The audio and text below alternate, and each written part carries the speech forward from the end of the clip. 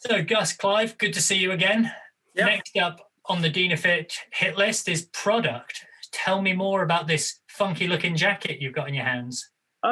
So something a little bit new, something that we are not unfamiliar with in this country is the liquid sunshine. We get plenty of it, rain, any time of day, any time of year, it just does not go away. So it's only fitting, therefore, that we talk about our latest waterproof jacket for spring, summer 21.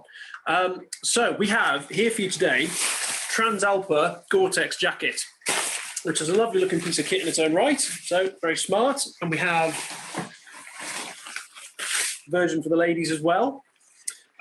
So yeah, why one of these? Why are we talking about this? Well, one, it's very light, and at the same time, it's a hybrid shell composed of two familiar Gore-Tex fabrics. So everyone's probably heard of Active. Most people have probably heard of Paclite, and the next iteration of Paclite, Paclite Plus. So what we've done is blended them together into one jacket to give you the best of all worlds. So if it's durability or breathability, you've got it.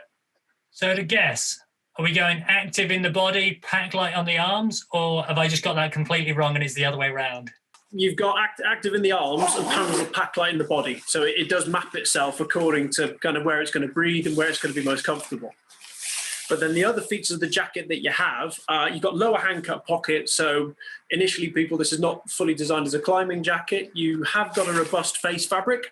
So it's a 60 denier face fabric. So it's going to take more than a thorn to scratch into this jacket. But at the same time, you wouldn't necessarily want to just go and start smooshing up to rocks just for the sake of it. But you're getting a lot of breathability. So another addition is some of the vents that we have on our running jackets. So actually under there, you've got a series of perforations.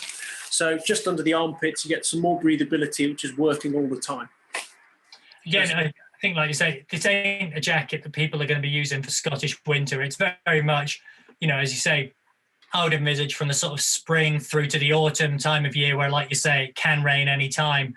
And the danger with that is you often then take a woefully inadequate, super lightweight waterproof, which, whilst may be waterproof, won't necessarily keep the water out of it, if that makes sense. The kind of that armour. It's kind of choosing your piece of armour for the day that you're going out on.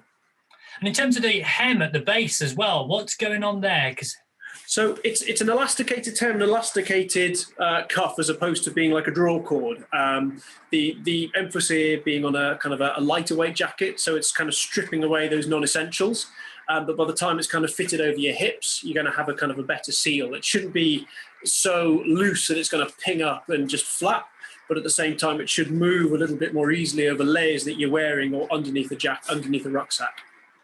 And in terms of the hood as well, I'm presuming it's obviously not going to be sort of helmet compatible, or? Oh, so it is. So, here we are. So you have got an adjustment to the back of the hood. So just a simple toggle. You have got a high collar as well. So when the hood is not in use, you can really cinch it up high and prevent, reducing the flap at the back. I mean, there's only so much you're going to be able to do with that without it being lashed down. But the benefits are that you do have a helmet compatible hood. You do have a proper bill, so it's going to keep the rain off your face. And you've also got a gusset on the inside there, if you can see that, which is akin to some of the stuff we see on ski jackets. So it creates a seal around your face if you're wearing that helmet or not wearing that helmet, and it's just going to prevent the hood being swept away or indeed cutting into the top of your head.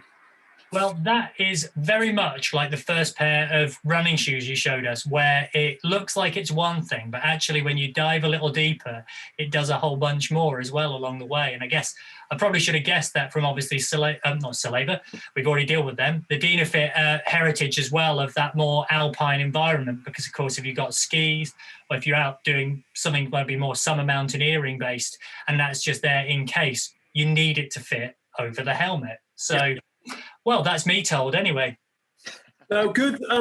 Good all-rounder. Basically, if it's mountaineering, if you're competent and you're used to wearing lightweight kit, and you understand, where its limitations are and what you can use it for, then perfect. So if you're mountain biking, if you're skiing, if you're running, in fact, you need that bit more armor. It's a really rubbish day, and you want that protection. You'll get that from that. But equally, if you are mountain biking or hill walking, it's really going to stop those terrible showers ruining your day. Cool. Well, thanks a lot for that, Gus. That was absolutely perfect. And we'll show women's one as well. Brilliant. They look great. Right. Cheers, guys. That was great. Thank you.